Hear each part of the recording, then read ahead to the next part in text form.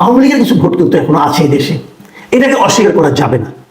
জামাতের ভোটও আছে কিছু এই দেশে, এটাকেও আপনি অস্বীকার করতে পারবেন না। আমি যদি আমারটা জামাতকে ধরি, এখানে জামাত আছে 20%, তো আমার এখানে যদি বলি আওয়ামী লীগ ভোট করেছে, তাও তো বিএনপি 18% ভোট পেয়েছে, এটা কিন্তু কম না।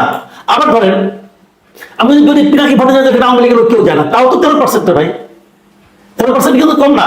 সব জায়গায় আমারটা বলেন আর পিনাকি ভট্টাচার্য বলেন, সবচেয়ে যেটা মানে ইন্টারেস্টিং যে ফিচারটা, দুই জায়গাতেই দেখেন আপনি অভ্যুত্থানকারীদের নতুন দল ভোট পেয়েছে কম, সবচেয়ে কম 4টা অপশনের মধ্যে। কাজে যারা নাকি কিংস পার্টি নিয়ে চিন্তা করছেন, তাদেরকে আমি বলবো আবার চিন্তা করেন, আবার চিন্তা করেন। প্রিয় দর্শক, এটা নিয়ে ব্যাখ্যা করে আরো অনেক ব্যাখ্যা করা যায়, অনুষ্ঠান বড় হয়ে যাচ্ছে, কাজে আর বড় করবো না। সবাইকে ধন্যবাদ। দেশবাসী, আপনারা যে যেখান থেকে ভিডিওটি শুরু থেকে শেষ পর্যন্ত দেখেছেন, আপনাদেরকে অসংখ্য ধন্যবাদ জানাই।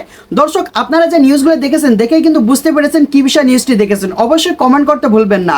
আর যারা এই ধরনের নিউজ ল্যাব দেখতে পছন্দ করেন, দেরি না করে এই চ্যানেলটি সাবস্ক্রাইব করে বেল আইকনটি অল করে দেবেন, তাহলে দেশের সকল আপডেট খবর, রাজনৈতিক খবর সবার আগে দেখতে পারবেন।